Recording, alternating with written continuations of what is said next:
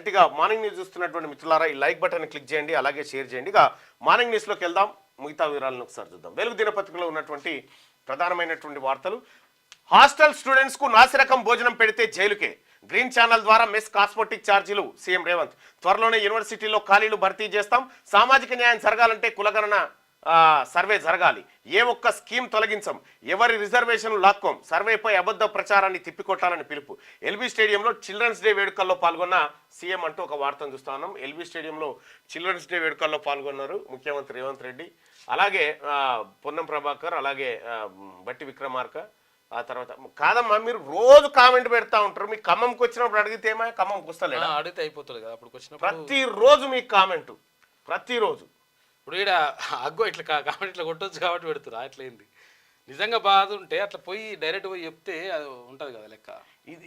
ఇదే బట్టి విక్రమార్క గారు రైట్ టు ఎడ్యుకేషన్ ఎందుకు అమలు చేస్తలేరు, మీరే చెప్పారు కదా అని అంటే, ఈ పోయినసారి అసెంబ్లీలో ప్రతిపక్ష నేతగా ఉన్న రైట్ టు ఎడ్యుకేషన్ ఎందుకు ఇంప్లిమెంట్ చేస్తలేం మనం ఇక్కడ అని చెప్పి ఆయనే మాట్లాడిండు. ఈ మాట్లాడినావు కదా అని మనం చూపిస్తే ఆయనతో నిష్ఠూర్కం మనం. ఇది నిన్న ఇక్కడ ఎల్బీ స్టూడియో.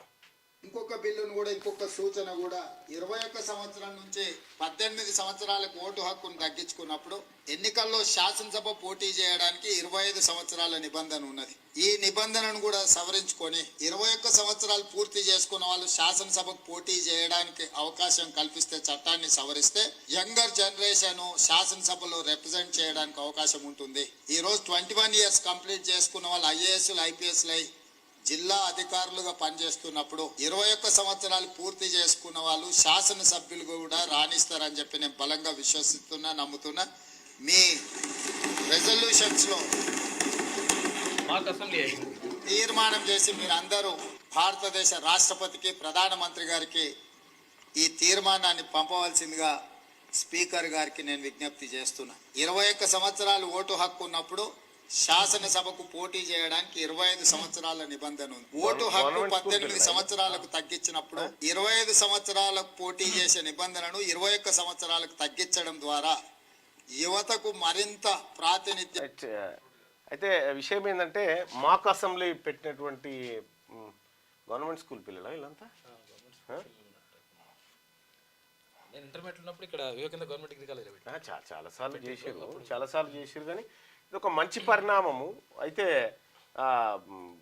గవర్నమెంట్ స్కూల్ పిల్లలు ఉంటే ఇంకా జర హ్యాపీగా ఉండేది, మరి వాళ్ళేనో కాదు మనకు తెలియదు. కానీ ఇక్కడ 21 సంవత్సరాలకే ఎన్నికల్లో పోటీ చేసేటువంటి అర్హత ఉండాలి. అసెంబ్లీలో పొన్నం ప్రభాకర్ గారు, రాజ్ ఠాకూర్ గారు, డిప్యూటీ సీఎం గారు అందరూ ఇక అందులో కలిసి కూర్చున్నారు అనుకోరాదు. ముఖ్యమంత్రి గారు కూడా సభాపక్ష నాయకునిగా కూర్చున్నాడా లేకపోతే ప్రతిపక్ష నాయకుడిగా కూర్చున్నాడా తెలియదు. కానీ సో మొత్తానికి ఒక అసెంబ్లీ వాతావరణాన్ని అయితే తీసుకొచ్చినారు అక్కడ. ఇది మంచి పరిణామం. ఇటువంటి అన్నీ జరగాలి. ఇది ప్రతి స్కూల్లో జరగాలి. ప్రతి స్కూల్లో దీని మీద జరగాలి. నేను అందుకోసమే చాలాసార్లు ముఖ్యమంత్రి గారు మీకు తర్వాత మిగతా వాళ్ళకు కూడా రిక్వెస్ట్ చేయడం జరిగింది. స్కూళ్ళల్లో ప్రతి డిపార్ట్మెంట్ మీద చర్చ జరగాలి. గవర్నమెంట్ స్కూళ్ళకి ఓ రోజు ఒక నెలలో ఒకసారి ఒక ఎస్ఐ పోయి ఒక 40 నిమిషాలు క్లాసులు చెప్పాలి. ఒక ఎంపీడీఓ పోయి ఆ మండల అభివృద్ధికి సంబంధించినటువంటి అంశాలు చర్చించాలి. ఆ నిధులు ఎట్లా వస్తాయి, ఎట్లా ఖర్చు చేస్తారు, టెండర్లు ఏంటి, ఎట్లా ఉంటుంది విధానం అనేది. అలాగే పోలీసులు పోయినప్పుడు క్రైమ్ అంటే ఏంది, దానివల్ల వచ్చే నష్టాలు ఏంటి, కేసులు ఏంటి, న్యాయం ఏంది, న్యాయస్థానాలు ఏంటి అనేది ఒక వకీల్ గారితో చెప్పించాలా, ఒక ఎంఆర్ఓ గారితో రెవెన్యూ వీటికి సంబంధించినటువంటి అంశాలు చెప్పించాలా. అంటే నెలలో ఒక్క 4 క్లాసులు కనుక వీళ్ళ నుంచి చెప్పించగలిగితే కొంత పరివర్తనలో మార్పు వస్తుంది. మనం ఆ స్థాయి నుంచే మనం చేయగలిగితే చాలా బెటర్. ఇక మనం క్రీడా రంగాన్ని కూడా ముందుకు తీసుకుపోతా ఉన్నాం. ముఖ్యమంత్రి గారు క్రీడా రంగానికి సంబంధించి స్పోర్ట్స్ యూనివర్సిటీ పెట్టుకున్నాం. కానీ మన పిల్లలకు 12-13 సంవత్సరాలు వచ్చే టైంకి మనం క్రీడలు అందిస్తూ ఉన్నాం. అదే ఇతర దేశాలతో పోల్చుకుంటే చాలా తక్కువ. 4-5 సంవత్సరాల నుంచి అంటే మనము ఏది ప్రైమరీ ఎడ్యుకేషన్ స్థాయిలోనే మనం క్రీడలు కనుక అందించగలిగితే మీరు అనుకున్నటువంటి స్పోర్ట్స్ యూనివర్సిటీకి సార్థకత అవుతుంది. 2036 ఒలింపిక్స్ గేమ్స్ జరిగితే అందులో మన పోరగాళ్ళు ఉంటారు. సో ఇట్లా ఎడ్యుకేషన్ సిస్టమ్ను మార్చాలని నేను చాలాసార్లు ఆ బుర్రా వెంకటేశం గారికి, ప్రిన్సిపల్ సెక్రటరీ గారికి రిక్వెస్ట్ చేయడం జరిగింది. ఆయన ఏదో ఇంప్లిమెంట్ చేస్తున్నాం అంటున్నారు, మరి అది ఎప్పుడైతుందో తెలియదు. అయితే ఇక్కడ మాక్ అసెంబ్లీలో ముఖ్యమంత్రి గారు మీరు చెప్పింది చాలా వాల్యుబుల్ పాయింట్.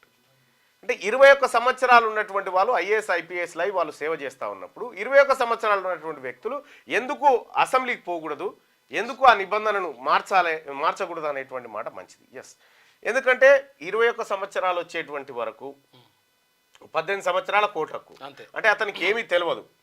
18 సంవత్సరాలు ఉన్నటువంటి వ్యక్తికి ఏమీ తెలియదు కాబట్టి అతనికి కొంత పరిజ్ఞానం వచ్చిన తర్వాత ఓటు హక్కు ఇస్తే అతను విజ్ఞతతో ఓటేస్తాడు అనేది మనం మనం అనుకుంటున్నటువంటి మాట. 18 సంవత్సరాలు ఉన్నటువంటి వ్యక్తికి ఎప్పుడు తెలివి కల్లోడు అవుతుండే ఈ దేశంలో అనేది మనం నిర్ధారణ పెట్టుకున్నాం. 18 సంవత్సరాలు అప్పుడు ఓటు హక్కు ఇస్తా ఉన్నాం, తర్వాత ఓటర్ కార్డు ఇస్తా ఉన్నాం, కొంత హోదా కల్పిస్తా ఉన్నాం. అయితే మరి 18 సంవత్సరాల లోపల ఉన్నటువంటి పిల్లల దగ్గర స్కూల్ ఫీజు ట్యాక్స్, బస్ ఛార్జీలు ఇవన్నీ కూడా వసూలు చేసుడు మోసమే, అంతే కదా. తెలియని పిల్లల దగ్గర ఎట్లా వసూలు చేస్తాం మనం ఇదంతా? దీని గురించి ఈ సభలో చర్చ జరగాల్సిందే. ముఖ్యమంత్రి గారు ఆ మాట మాట్లాడినందుకు నేనుంటే కనుక నేను ఇది మాట్లాడుతుంటే, సరే నేను అందుబాటులో లేను, నాకు కూడా ఆహ్వానం ఉండే అందుబాటులో లేను. అయితే విషయం ఏంటంటే తెలంగాణ రాష్ట్రంలో స్కూల్ ఎడ్యుకేషన్ విధానం మారాలి. ఎడ్యుకేషన్ హెల్త్ రెండు మారితేనే మన బతుకులు మారుతాయి. మనం ఎన్ని కట్టినా ఎన్ని చేసినా ఎన్ని కలలు కన్నా కూడా ఉత్తిదే. ఎడ్యుకేషన్ అనేది చాలా ఇంపార్టెంట్, అది క్వాలిటీ ఫ్రీగా దొరకాలి. ఫ్రీగా మనిషి ఎదుగుదలకు ఉపయోగపడేటువంటి ఎడ్యుకేషన్ ఫ్రీగా కాకుండా కార్పొరేట్లు ఎక్కడ చూడు లక్షల రూపాయల ఫీజులు. తల్లిదండ్రులకు కూడా రిక్వెస్ట్ చేస్తూ ఉన్నా, నేను గవర్నమెంట్ స్కూళ్ళను ప్రమోట్ చేయాలనేటువంటి ఉద్దేశంతో ప్రో కబడ్డీ లెవెల్లో గవర్నమెంట్ స్కూల్లో ఒక కార్యక్రమాన్ని నిర్వహించడం జరిగింది. సో వాళ్ళకి నిన్న నైట్ ఉందా అది వీడియో? పొద్దున పిల్లలకు రాత్రి మహారాష్ట్ర పోయారు.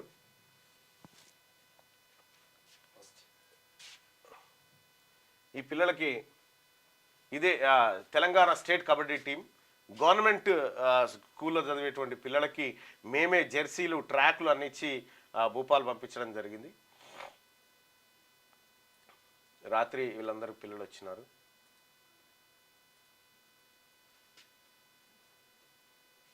మా అన్నగారు విజయ్, ఆ తర్వాత వీళ్ళంతా గవర్నమెంట్ స్కూల్లో చదువుతున్నటువంటి పిల్లల్ని ప్రమోట్ చేయాలన్న ఉద్దేశంతో చాలా అద్భుతమైన క్రీడాకారులు వీళ్ళందరికీ ట్రాక్ సూట్లు, ఆ తర్వాత షూజులు అన్నీ సమకూర్చి పంపించడం జరిగింది.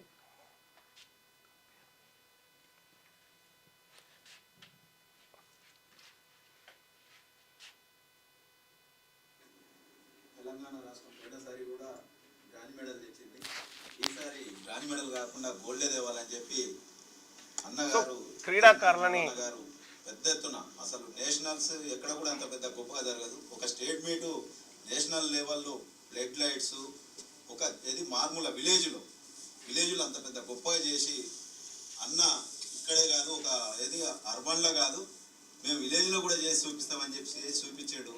అదేవిధంగా ఆ గొప్పతనాన్ని పెట్టుకొని ఇవాళ మన ప్లేయర్స్ నల్గొండ తెలంగాణ రాష్ట్ర ప్లేయర్స్ అందరూ కూడా కంపల్సరీ గోల్డ్ తెస్తారని చెప్పి ఆశిస్తూ మేము అన్నగారికి బ్లెస్సింగ్స్ ఇస్తూ వాళ్ళ ఖచ్చితంగా ఆ గౌరవం అన్నగారికి నిలబెట్టాలని చెప్పి మా ప్లేయర్స్ బ్లెస్సింగ్ ఇస్తున్నాం. Thank you. నెక్స్ట్ వాళ్ళ కోచెస్ వాళ్ళందరూ వస్తే వాళ్ళని అచ్చా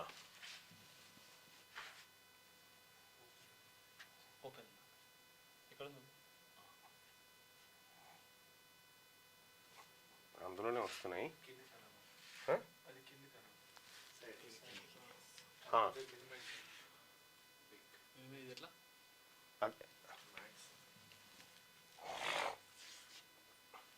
పిల్లలందరూ చాలా అద్భుతమైన కబడ్డీ ప్లేయర్స్. వీళ్ళు గవర్నమెంట్ స్కూళ్ళలో చదువుతున్నటువంటి పిల్లలు. వీళ్ళని చూసిన తర్వాత వీళ్ళకు ఖచ్చితంగా ఈ స్కూల్ గేమ్ ఫెడరేషన్స్ ఇప్పటి వరకు ఇండియాలో ఎక్కడ జరగని విధంగా మనం క్రీడలు నిర్వహించడం, దీనికి సంబంధించి చాలా మెరికల్ లాంటి పిల్లల్ని మేము కూడా ఇక్కడ అట్లా అనొద్దన్న గీత పడుతుంది.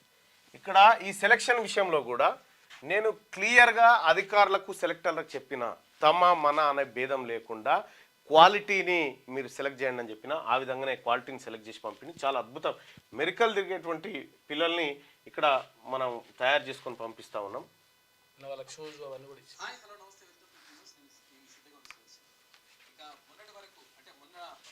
ఈ అబ్బాయిది ఖమ్మం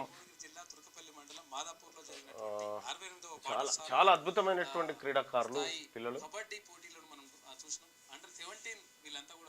చిన్న కోయగూడెం నుంచి వచ్చినటువంటి పిల్లగాడు. అంటే విజేతలుగా నిలిచిన దాంట్లో ప్రత్యేకంగా అంటే రాష్ట్ర స్థాయి పోటీలు కాబట్టి రాష్ట్ర స్థాయి పోటీల్లో ప్రత్యేకంగా ఎవరెవరైతే వరంగల్ మంచి అబ్బాయి ప్రతిభ కనబరిచిండ్రో ఆ కనబరిచిన వాళ్ళని ప్రత్యేకంగా సెలెక్టర్లు సెలెక్ట్ చేసిండ్రు. సో నేను ముఖ్యమంత్రి గారికి నేను చెప్పేటువంటి సలహా ఏంటంటే స్కూల్ ఎడ్యుకేషన్ అనేది మనము 12-13 సంవత్సరాలు వచ్చినప్పుడు వాళ్ళ క్రీడలు పరిచయం చేస్తా ఉన్నాము. అది కాదు మనం ఇవ్వాల్సినటువంటి ఏజీ. 5-6 సంవత్సరాల టైంలోనే వాళ్ళకు క్రీడల్ని కనుక మనం పరిచయం చేయించగలిగితే వాళ్ళు అండర్ 14 అండర్ 17 వచ్చేసరికి వాళ్ళు ఇంటర్నేషనల్ స్థాయి స్టాండర్డ్ సంపాదిస్తారు. అందుకోసం ఆ దిశగా ప్రయత్నాలు చేయాలి. అలాగే మాక్ అసెంబ్లీ నిర్వహించిన విధంగానే మిగతా డిపార్ట్మెంట్లను కూడా విద్యార్థులకు పరిచయం చేయాలి. 10th క్లాస్ అయిపోయే లోపల ఈ తెలంగాణ రాష్ట్రంలో ఉన్నటువంటి డిపార్ట్మెంట్లు ఏంటి వాటిపైన కొంతలో కొంత మినిమం బేసిక్ అవగాహన మన విద్యార్థులకు ప్రాక్టికల్ ఎడ్యుకేషన్ అందుతుంది. అది చేయడం వల్ల విద్యా వ్యవస్థలో చాలా సమూలమైనటువంటి మార్పులు వస్తాయి. మనం ఇప్పుడు పిల్లలు చదువుకొని ఏం కావాలి గదే కదా ఉద్యోగాలు అదేదో ముందే తెలిస్తే ప్రాక్టికల్స్ తెలవాలి. ఈ కెన్ చూజ్ హిమ్సెల్ఫ్ కదా. సో ఇక్కడ కట్ ఆఫ్ కి సంబంధించినటువంటి లింక్ ఏది ఎక్కడెక్కడ ఎంత కట్ ఆఫ్ అయింది ఏందనేది లింక్ మనకు డిస్క్రిప్షన్లో ఇగో ఇది క్లిక్ చేయండి. ఈడబ్ల్యూఎస్కి సంబంధించినటువంటి లింక్ ఇక్కడ క్లిక్ చేయండి. దీంట్లో కట్ ఆఫ్ మొత్తం డీటెయిల్స్ అన్నీ మీకు అందరికీ తెలిసిపోతాయి. క్యూ న్యూస్ ఛానల్లో పనిచేయటకు అనుభవం గల సీనియర్ వీడియో ఎడిటర్స్ కావాలను సంప్రదించవలసిన నెంబర్ 8688926084. qnewsads@gmail.com ను సంప్రదించండి. లైక్ చేయండి.